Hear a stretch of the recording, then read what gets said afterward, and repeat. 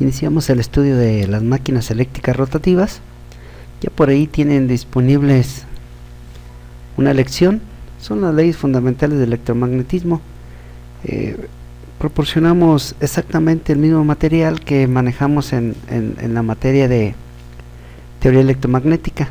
Entonces, como introducción es más que suficiente comprender qué parámetros eléctricos dan origen a un parámetro magnético, qué tipo de topologías o formas de indicar los flujos magnéticos, y obviamente los materiales que interactúan con los flujos magnéticos, de los que vamos pues a utilizar aquí en la materia. Comenzamos con la unidad número 1, fundamentos del electromagnetismo y transformadores. Vamos a ver una pequeña introducción o conceptos básicos de variables magnéticas y el circuito magnético, que estarán aquí pues anidados en la lección número 1.2. Me voy a basar en el libro de Máquinas Eléctricas de Stephen Chapman. Ahí ya lo tienen en la bibliografía, ya lo tienen por aquí. Bibliografía básica, ya lo muestra el ABC de las máquinas eléctricas, y este sería el otro. Vamos viendo a ver cuál es. Este mero, en este me estoy basando. También tiene información muy básica, muy simple, que también por ahí lo vamos a ir observando, ¿sí? Como es este otro libro. Bueno, entonces voy a basar en este libro, y comenzando pues con el concepto de campo magnético.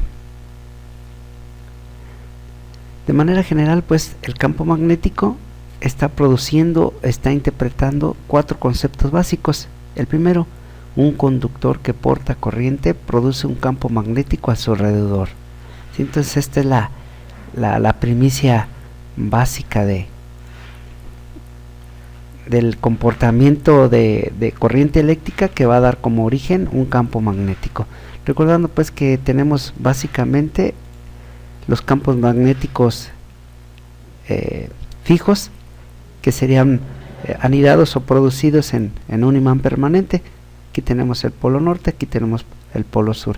Teóricamente, las líneas de flujo magnético, que no las podemos observar, no tenemos un microscopio, no tenemos una cámara especial para observar estas líneas de flujo magnético, hacemos alguna analogía para dar una suposición de cómo se comportan esas líneas de flujo magnético. Entonces todo este es el campo magnético, denotado por B, es la intensidad de campo magnético, y en cambio Φ está representando a estas líneas de flujo magnético. ¿Sí? Entonces meramente es una interpretación de la línea de flujo magnético. Entonces tenemos que un conductor, aquí está, o una de dos: si se le acerca a un conductor sobre un campo magnético, es decir, le acercamos a un conductor, una bobina, un conductor enrollado, le acercamos a un campo magnético, automáticamente en los extremos o en las terminales de esa bobina se va a producir la conducción o generación de una corriente eléctrica. Obviamente, o una de dos: el campo magnético es variable, o la posición de la bobina puede ser variable. En este caso, el imán se puede acercar y retirar, o ir hacia arriba y hacia abajo, y ahora sí, en ese instante podemos sensar una corriente eléctrica. El proceso inverso, a la hora de tener por ahí la presencia eléctrica o corriente eléctrica en un conductor eléctrico, automáticamente se genera una intensidad de campo magnético, y aquí está denotado. La corriente que circula en un conductor que genera un campo magnético es conocida como la ley de Ampère. Y en cambio la ley de Faraday, si acercamos un campo magnético a esa bobina, a ese conductor enrollado, automáticamente va a generar un flujo de corriente eléctrica. Entonces, ley de Ampère corriente genera campo magnético. Ley de Faraday. Acercamos un campo magnético a una bobina y va a producir corriente eléctrica. Es el principio básico de todas las máquinas eléctricas rotativas. Un campo magnético variable en el tiempo induce un voltaje en una bobina de alambre. Es lo que estábamos mencionando en esta parte, aquí. Pues obviamente en esta terminal y esta terminal pues se va a observar una polaridad denotada por un voltaje, o expresado pues a un voltaje. Un conductor que porta corriente en presencia de un campo magnético experimenta una fuerza inducida sobre él. Esta es la base del funcionamiento del motor. Es decir, a la hora de que interactúan estos dos elementos, aparte de producirse más o menos un voltaje y hacer circular una corriente eléctrica, este elemento reacciona por medio de una fuerza mecánica, ¿sí? Inclusive por ahí, cuando tenemos oportunidad de ir al laboratorio de electrónica, hay un transformador a medio camino. Ahí está un guamúchil, pasando el laboratorio de elementarias, está un transformador, toda una cajota de color verde, y a la hora de pasar escuchamos un zumbido. Ese zumbido es producido por la cantidad de corriente, la cantidad de flujo magnético y el efecto reaccionante, que es una producción de fuerza mecánica. Esta fuerza mecánica, la fuerza magnética. Una fuerza se establece sobre un conductor de corriente en presencia de un campo magnético, una fuerza mecánica. Y obviamente si no estuviera fijo por ahí ese transformador o esa cajota, pues saldría disparada. Entonces es el principio básico de las máquinas rotativas. El transformador es una máquina eléctrica estática porque está fija, pues, no tiene movimiento. Entonces aquí está el comportamiento o funcionamiento del motor, y en cambio un conductor eléctrico que se mueve en presencia de un campo magnético tendrá la generación de voltaje inducido en él, y esta es la presencia básica, el principio básico del funcionamiento de un generador. Entonces, se están utilizando en forma general la ley de Ampère y la ley de Faraday. Entonces, si acercamos esto, va a producir una fuerza mecánica. Por lo tanto, estamos nosotros mencionando que sería el principio básico de un motor, agarrando este mismo principio, pero si ahora le metemos nosotros corriente y voltaje, pues obviamente este elemento va a comenzar a moverse, el elemento mecánico. Y si se hace en sentido inverso, le aplicamos un flujo de campo magnético. En este instante se produce una polaridad, una caída de tensión, o un voltaje y una circulación de corriente, que sería el principio básico de los generadores. Entonces aquí tenemos principio del motor y principio del generador. Es exactamente la misma máquina, únicamente la diferencia está en el sentido del flujo de la corriente eléctrica, ¿sí? Cuando entra y produce movimiento mecánico, estamos hablando de un motor. En cambio, el movimiento mecánico continuo que produce voltaje y corriente, estaremos hablando de un generador de energía eléctrica, como es este caso, ¿verdad? Entonces, a la hora de moverse por aquí esta bobina en forma cuadrada, automáticamente genera una fuerza electromotriz. Entonces ya estamos por ahí mencionando algunos tecnicismos que vamos a estar mencionando continuamente aquí en nuestro análisis, en nuestra teoría. Bueno, primeramente vamos a observar, de acuerdo al temario, vamos a observar el concepto de transformadores. Un transformador, en forma general, es una máquina eléctrica estática, y únicamente lo que transforma la energía eléctrica de un extremo, lo transforma en energía eléctrica en el otro extremo. Una máquina eléctrica rotativa, o una de dos: le aplicamos voltaje y corriente, y este elemento va a comenzar a girar en cierto sentido, generando un par de torsión y generando una fuerza mecánica. Por lo tanto, si le inyectamos voltaje y corriente y producimos o generamos un movimiento rotativo, estaremos hablando de un motor eléctrico. En cambio, si agarramos este mismo mecanismo pero le aplicamos un movimiento mecánico, por ejemplo aquí colocamos unas aspas, alias una turbina, que continuamente le esté golpeteando una caída de agua o una inyección de vapor seco a cierta presión, va a generar continuamente un movimiento mecánico con este giro, con este desplazamiento, y obviamente la interacción de estas bobinas con los campos magnéticos que tenemos acá en el elemento fijo, que se conoce como estator, va a dar como resultado una producción de voltaje y corriente. Por lo tanto, estaremos hablando ahora de un generador, y obviamente ya está por ahí especificado por partes separadas las máquinas trabajando como motor y generador del tipo de corriente directa, las máquinas rotativas trabajando como motor y generador pero con corriente alterna. Entonces, en forma general es lo que vamos a tratar de observar en toda esta materia. Es una pequeña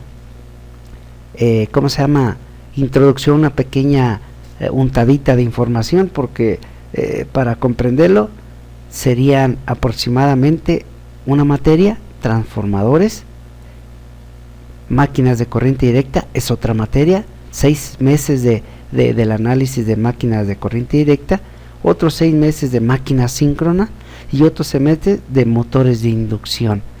Estos de motores especiales pues es únicamente un pilón del comportamiento pues de las máquinas eléctricas rotativas. Entonces, en forma general ocuparíamos 2 años para conocer ampliamente pues estos conceptos. Entonces, en un semestre estamos viendo 4 materias y pues, por lo tanto va a ser únicamente una pequeña introducción. ¿Seguimos? Entonces, primeramente debemos de conocer el principio básico de la máquina eléctrica estática, que es el transformador. Nuevamente, el transformador únicamente es una máquina que transforma energía eléctrica en energía eléctrica. Por ejemplo, le metemos aquí 100 magnitud, obviamente de voltaje, y este elemento lo va a transformar en 10. Le metemos 200 y este transformador lo va a reducir a 20. ¿Sí? Por lo tanto, estaremos hablando de que el principio básico del transformador sería reducir voltaje y también corriente. Entonces vamos a observar qué es lo que le pasa a la corriente, y al revés, le meto 10 y el resultado acá va a ser 100. Le meto 10 en el lado derecho y el resultado va a dar 200. Por lo tanto, el transformador ahora está elevando. Tenemos por lo tanto la aplicación del transformador reductor y del transformador elevador. Entonces es la única funcionalidad o principio pues del transformador, y es necesario pues porque los grandes bloques de energía que se transmiten en la comisión son de gran tamaño, entonces es necesario reducirlos para su consumo. Entonces es muy importante contener transformadores, y en todo el trayecto, en todo el sistema contenemos transformadores. Vamos a ver en qué partes pues de todo el proceso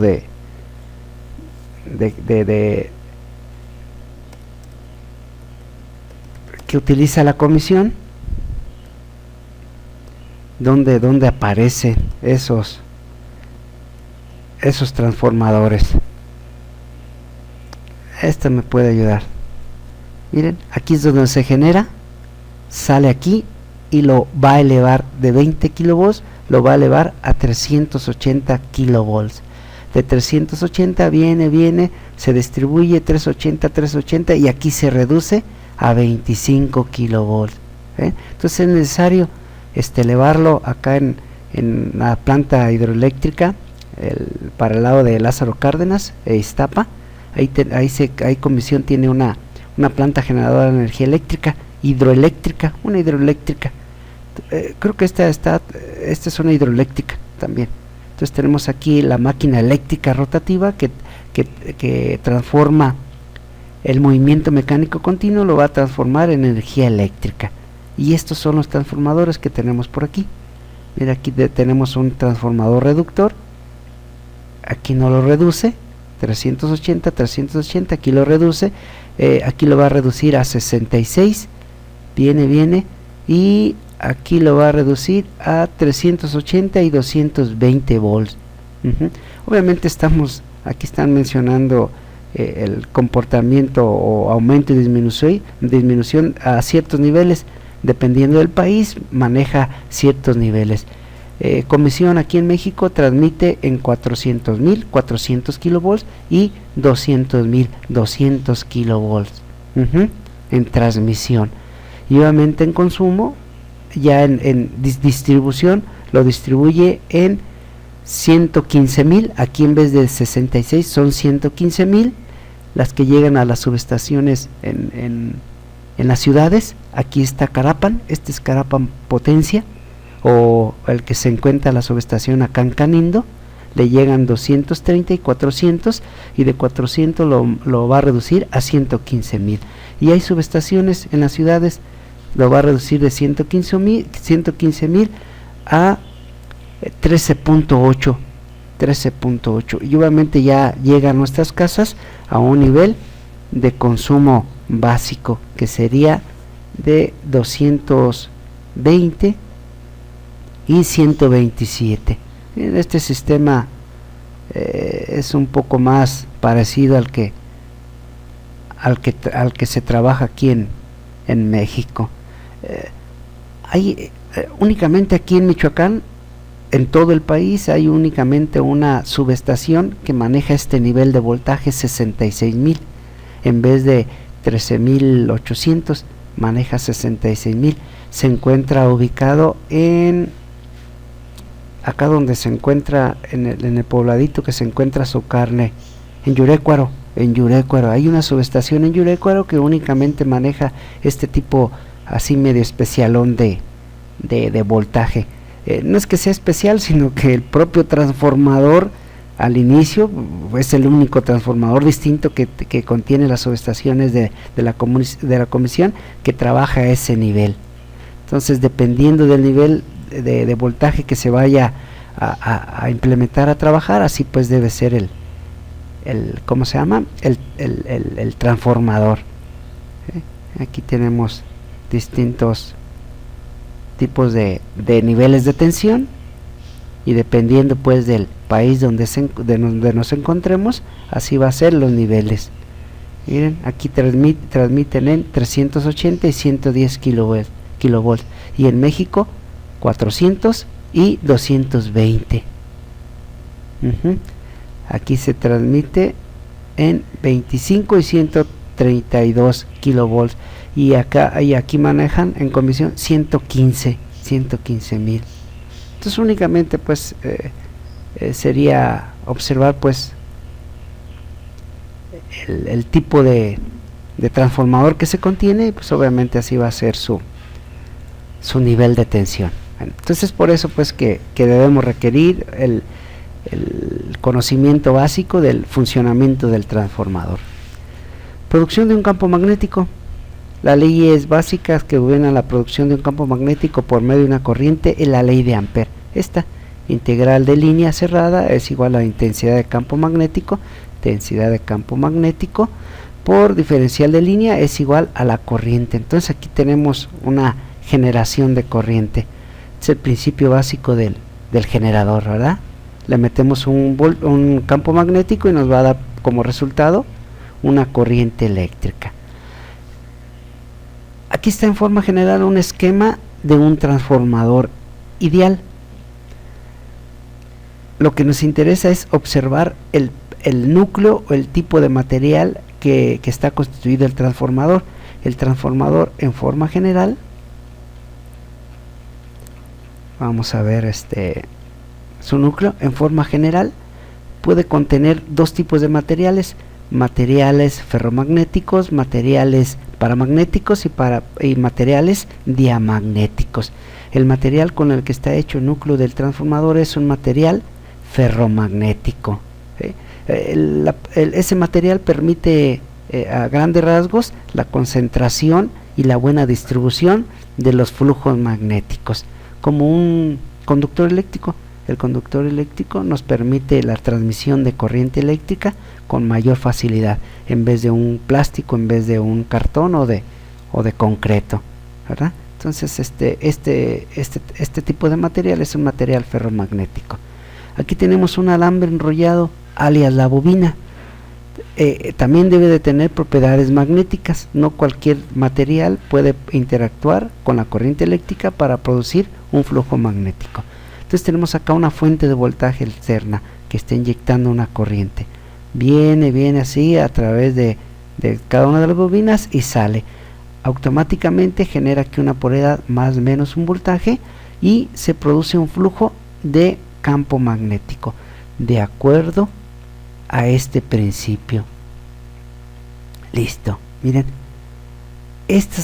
aquí como si fuera la pata del transformador, una pierna del transformador, está simbolizando esa barrita. Entonces, como les comentaba, aplicando la regla de la mano derecha, esta barrita está simbolizando al material ferromagnético, a una pierna de ese núcleo del transformador, y el resto de los dedos van a simbolizar el arrollamiento de la bobina a través del material ese, y automáticamente se va a generar un flujo con este sentido. De acuerdo, aquí miren, aquí tenemos el arrollamiento, está simbolizando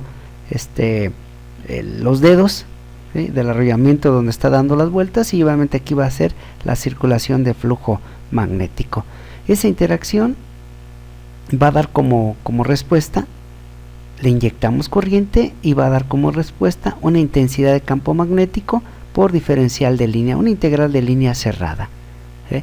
Entonces, así a grandes rasgos tenemos ese comportamiento. Modelo matemático que la caracteriza.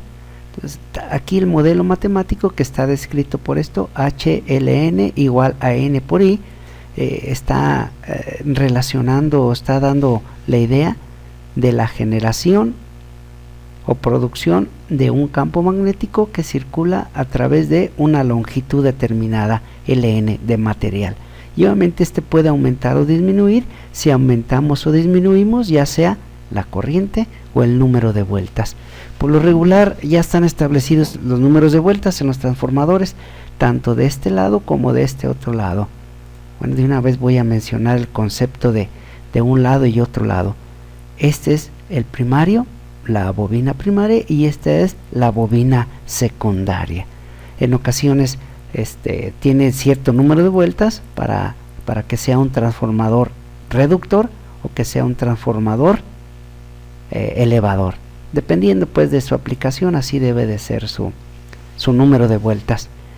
Entonces tenemos esa relación.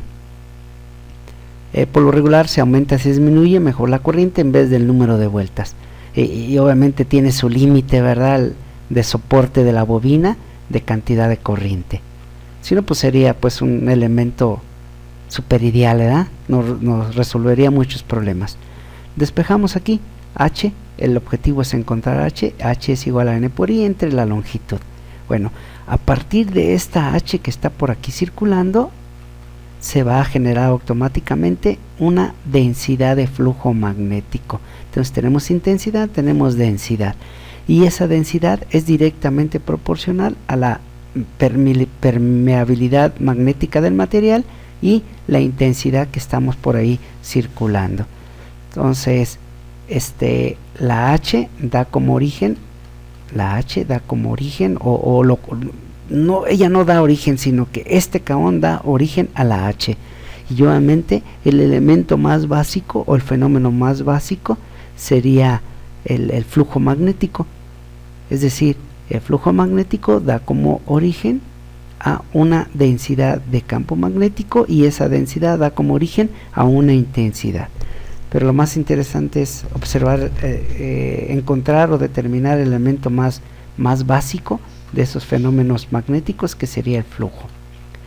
El material, μ, permeabilidad magnética del material. Dependiendo del tipo de material, así va a ser su valor que nos den por allí en los problemas. Esa permeabilidad del material está en relación de la permeabilidad relativa. Recuerden que este es en el espacio, 4pi por 10 a la menos 7 henries por metro, y una permeabilidad relativa que me permite darme una idea del tipo de material con el cual estaremos fabricando o está constituido el transformador, que está entre 2000 y 6000, su valor de la permeabilidad relativa.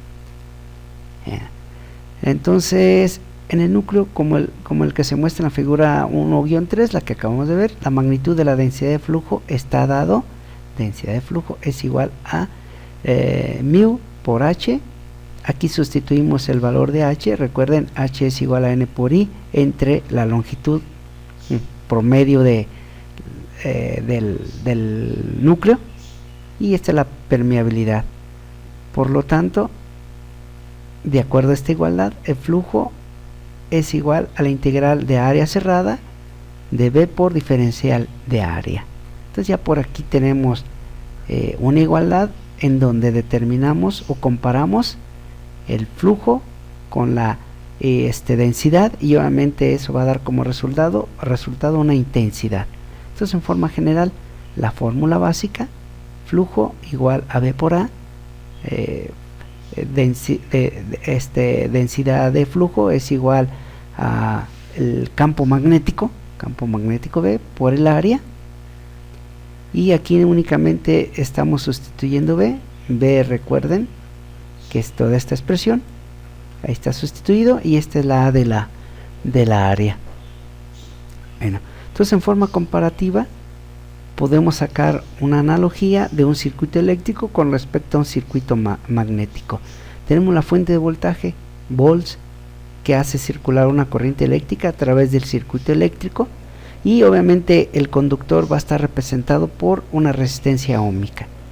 La ley que lo caracteriza o modela es igual a la ley de Ohm, que es igual a corriente igual a voltaje entre resistencia. Ahí tenemos la relación entre el voltaje, la resistencia y el fenómeno generado, que es corriente. En forma comparativa, ahora en un circuito magnético tenemos una fuerza magnetomotriz dada por la corriente y el número de vueltas de la bobina, que va a dar por consiguiente un flujo magnético.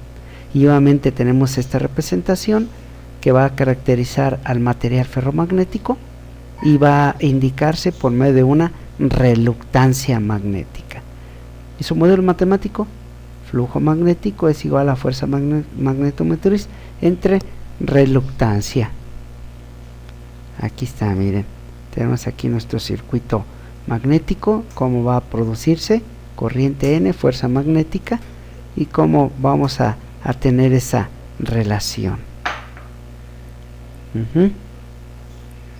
Y en forma general, aquí está la interacción o relación de todos los elementos que participan en el circuito magnético. Está flujo, que va a dar como origen a una densidad, y esta densidad de flujo magnético va a dar como origen a una intensidad. Entonces está toda relacionada. Y de igual manera, en los circuitos eléctricos tenemos resistencias en serie. Las resistencias en serie se sumaban, y aquí son reluctancias, se van a sumar. Resistencias en paralelo, es decir, reluctancias en paralelo, es la suma de los inversos de cada una de ellas. Y aquí tenemos algunas suposiciones, algunas inexactitudes, ¿no? Pero recuerden pues que los modelos matemáticos tratan de dar una similitud a los fenómenos reales. Aquí tenemos un problema, pero ese problema lo vamos a ver en la próxima sesión.